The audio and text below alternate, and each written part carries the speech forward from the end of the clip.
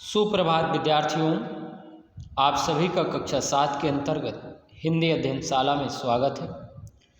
विद्यार्थियों, आप सभी पाठ 9 जगमग दीप जलाएं नामक कविता का पाठन कर रहे थे और इस कविता को शिवराज भारती जी ने लिखा है। तो आपने समझा कि कविता के माध्यम से कवि क्या कह रहा है कि हमें आपसी भेदभाव को मिटा करके जो समाज में असमानताएं हैं उन्हें मिटा करके मिलजुल कर रहना चाहिए। आइए देखते हैं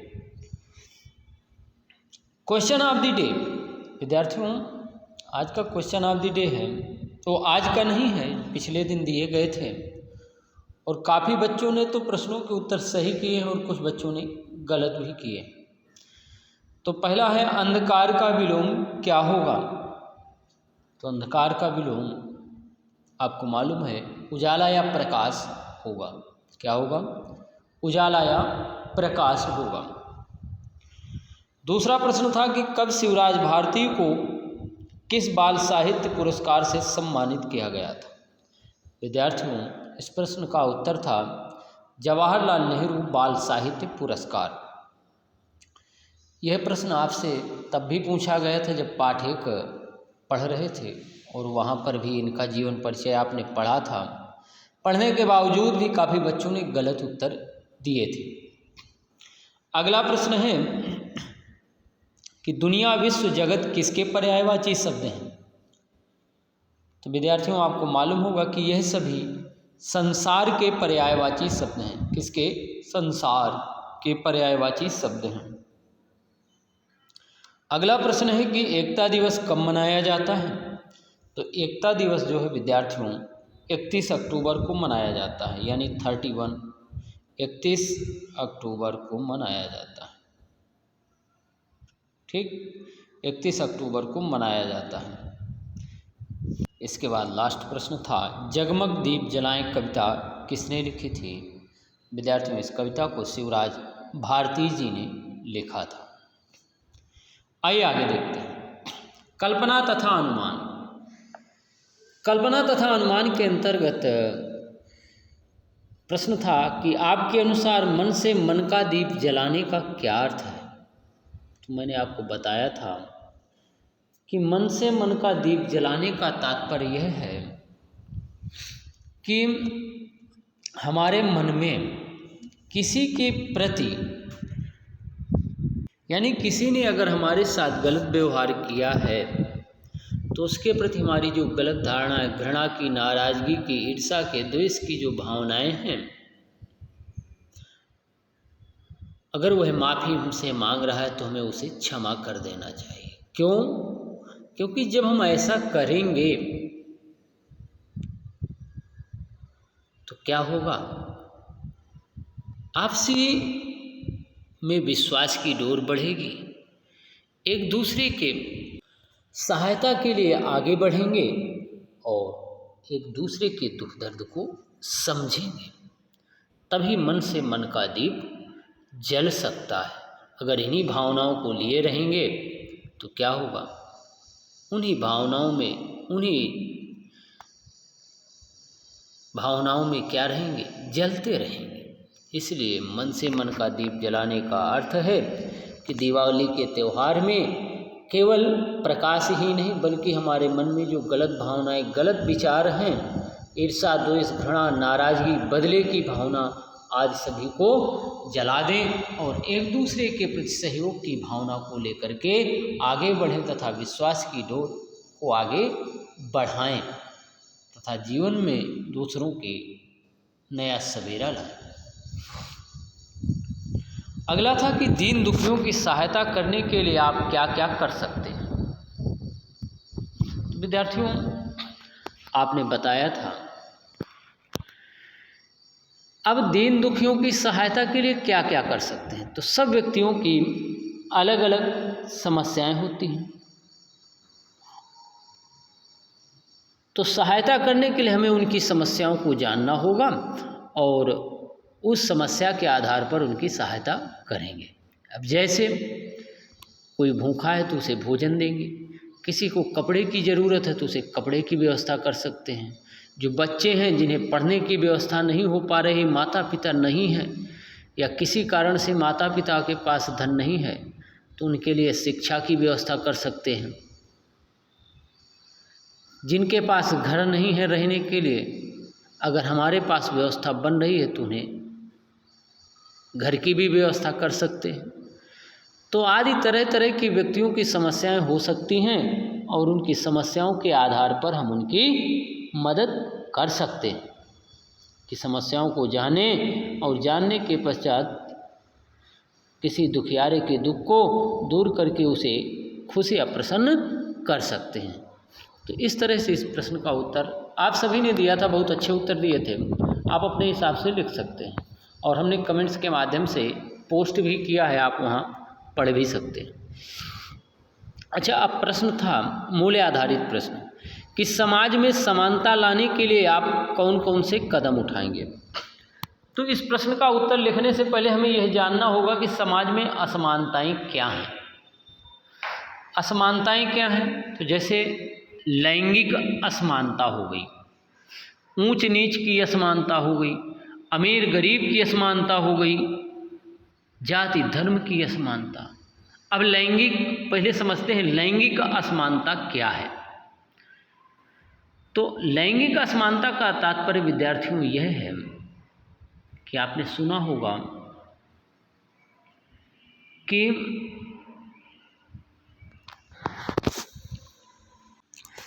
कुछ परिवार ऐसे होते हैं जिनमें लड़कों को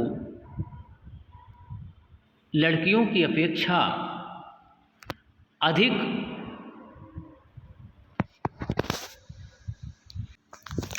अधिक प्यार दिया जाता है, अधिक उनकी बात मानी जाती है। तो यह लैंगिक असमानता है। आपने सुना होगा कि काफ़ी समय से बेटियों को जन्म से पहले ही गर्भ में मार दिया जाता था, लेकिन आज वर्तमान समय में इसके विरुद्ध कानून बन गया है और उस कानून के द्वारा इस पर रोक भी लगाई गई। बेटियां कमज़ोर नहीं हैं, बेटियां बेटों से बेहतर हैं और वह कहीं उनसे आगे भी बढ़ती है। अब विचार कीजिए, रानी लक्ष्मीबाई को आप देख सकती हैं। आप पुराने इतिहास में जाएंगे, धार्मिक में सती अनुसुईया का उदाहरण दीजिए, सती सावित्री को देखिए, आप इनकी कहानियों को पढ़िए, गार्गी अपाला की कहानी को पढ़िए, कितनी बड़ी विदुषी थी। तो बेटियां इस तरह से लैंगिक असमानता है जिसके आधार पर बच्चों को अधिक सम्मान दिया जाता है और उनसे अधिक प्यार किया जाता है तथा उनकी बातों या भावनाओं को आगे बढ़ाए, लेकिन बेटियों को उतना सम्मान नहीं दे रहे। उन्हें लोग यही समझते थे कि यह केवल घर के कामों के लिए हैं। घर का काम जैसे रोटी खाना आदि बनाना, लेकिन ऐसा नहीं है। पुराने समय में लड़कियों की शिक्षा पर भी ध्यान नहीं दिया जाता था, लेकिन वर्तमान समय में काफ़ी कुछ बदलाव है। तो इस तरह से लैंगिक असमानता थी। अमीर गरीब की असमानता। अब अमीर गरीब की असमानता कैसी? अब रहन सहन में भी असमानता होती है। एक अमीर है वो कैसे रहेगा, एक गरीब है वो कैसे रहेगा। अब गरीब व्यक्ति किसी अमीर के यहाँ चला जाएगा तो क्या उसका सम्मान होगा? नहीं, अब नहीं होगा। आप विचार कीजिए, आपका मित्र है, आप एक बहुत बड़े अमीर बन गए हैं और आपका मित्र बहुत गरीब है, निर्धन है। एक तरह से मान लीजिए कि इतना गरीब है कि वह कहीं, एक उदाहरण दीजिए, वह कहीं किसी होटल में काम करता है, होटल के लॉज में मानिए, जहाँ शादी विवाह का काम होता है, और वहाँ वह पत्तल उठा रहा है और आप एक अमीर हैं, आप वहाँ पहुँच जाते हैं, वह आपसे मिलना चाहता है और आपसे मिलने के लिए सामने आता है, लेकिन आप तुरंत मुड़ जाते हैं। क्यों? क्योंकि आप सोचते हैं कि ये हमारा मित्र है, कोई देखेगा तो कहेगा कैसे इनके मित्र हैं। तो ये भी एक असमानता ही है, अमीर गरीब की असमानता। अच्छा, ये असमानताएं आई कैसे? अब दूसरी बात और है कि भ्रष्टाचार के द्वारा भी असमानताएं बढ़ती हैं। सरकार से जो रुपया आया जिस खर्च के लिए, जिस कार्य के लिए, वह रुपया वहाँ नहीं खर्च हुआ। वह रुपया कहाँ खर्च हुआ? व्यक्तियों को अपने लाभ के लिए खर्च किया। उसको क्या किया उन्होंने?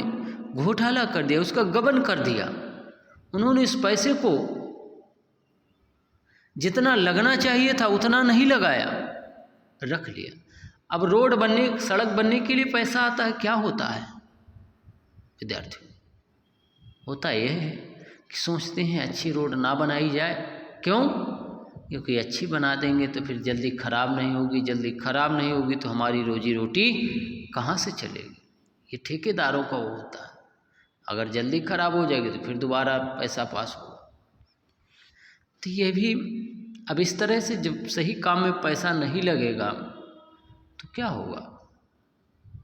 जिसको जो पैसा मिलना चाहिए, जो योजनाओं का जो पैसा है, जो उसका हकदार है, उसे उन योजनाओं का लाभ नहीं मिलेगा तो फिर ऐसी स्थिति में क्या होगा?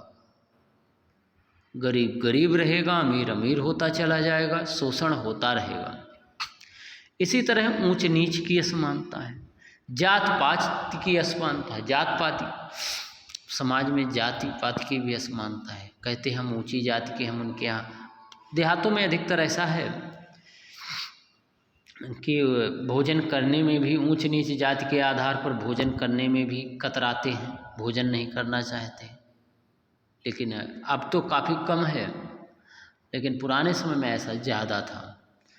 तो इस तरह से विद्यार्थियों असमानताएं थी, अमीर गरीब की है। तो कौन कौन सी असमानताएं? लैंगिक असमानता, जात पात की असमानता, अमीर गरीब की असमानता, धार्मिक असमानताएं भी हैं। अब धर्म की असमानता कैसे? मान लीजिए कोई किसी जगह पर है, सामाजिक कार्य के लिए सरकार द्वारा नियुक्त किया गया है। कभी कभी कुछ व्यक्ति ऐसे होते हैं कि धर्म के नाम पर काम करते हैं। पूछा किस धर्म के हो, तो अगर वही जिस धर्म का है, आप उस धर्म के हैं, मान लीजिए किसी भी धर्म की हम बात करते हैं, अधिकारी जिस धर्म का है आप उससे काम करवाने गए हैं और आप भी उसके धर्म के हैं, तो आपका तो काम कर देगा। लेकिन आप उसके धर्म के नहीं हैं तो क्या होगा? आपका वो काम करने में भी परेशान करेगा, तरह तरह की बातें बताएगा। तो ऐसी स्थिति में ये धार्मिक असमानताएं भी कहीं ना कहीं कारण बनती हैं। तो फिर क्या होना चाहिए?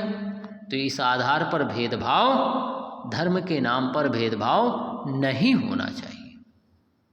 चाहे हम हों, हम जब स्वयं से नहीं करेंगे तो दूसरा भी नहीं करेगा। तो विचार क्या है कि इनमें परिवर्तन कैसे है? तो परिवर्तन इस तरह से आ सकता है कि आप एक होनहार बच्चे हैं, आप सभी बच्चे अगर अपने काम को जिम्मेदारी से कर रहे हैं और आगे बढ़ेंगे, कोई इंजीनियर बनेगा, कोई कलेक्टर बनेगा, कोई मंत्री बनेगा, कोई देश का मुखिया बनेगा, प्रधानमंत्री बनेगा, कोई मुख्यमंत्री बनेगा, कोई वैज्ञानिक बनेगा, कोई डॉक्टर बनेगा। और जब आप अपने कर्तव्यों पर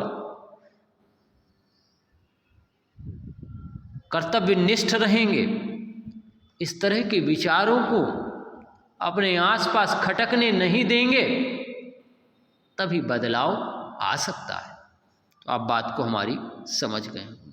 और जब आप ऐसा कर देंगे, एक नियम आपने बना दिया, आप सभी बच्चे हैं, आपको कई पद मिल गए, देश प्रदेश का मुखिया बना दिया गया, आपने सख्त कदम उठा लिया भ्रष्टाचार के खिलाफ कदम। किसी अधिकारी की मजाल नहीं है कि वह रिश्वत ले ले। क्यों?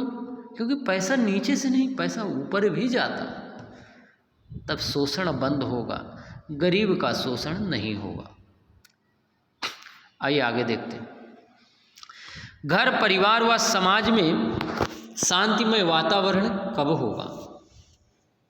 हमने आपको बताया था घर में शांतिमय वातावरण कब होगा? जब आप शांत रहेंगे, बड़ों का आदर करेंगे, छोटों के परेशान नहीं करेंगे। आप भाई बहन हैं, आपको जो सामान मिला जाए आपके हक का जो है आप उपयोग करें। दूसरे का सामान स्वयं मत छीने, मम्मी पापा को परेशान ना करें, आपस में झगड़े नहीं। इसी तरह परिवार में है, इसी तरह समाज में है। परिवार में कैसे? एक दूसरे को परेशान ना करें, अपने से बड़ों का सम्मान करें, किसी को गलत शब्द ना बोलें।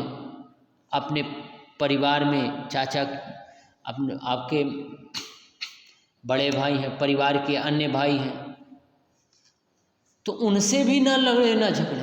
तो जब आपस में नहीं लड़ेंगे तो परिवार में भी झगड़ा नहीं होगा, शांतिमय वातावरण रहेगा। समाज यानी पड़ोस के बच्चों से भी, पड़ोस में भी लड़ाई झगड़ा ना करें, तब समाज में भी शांतिमय वातावरण रहेगा।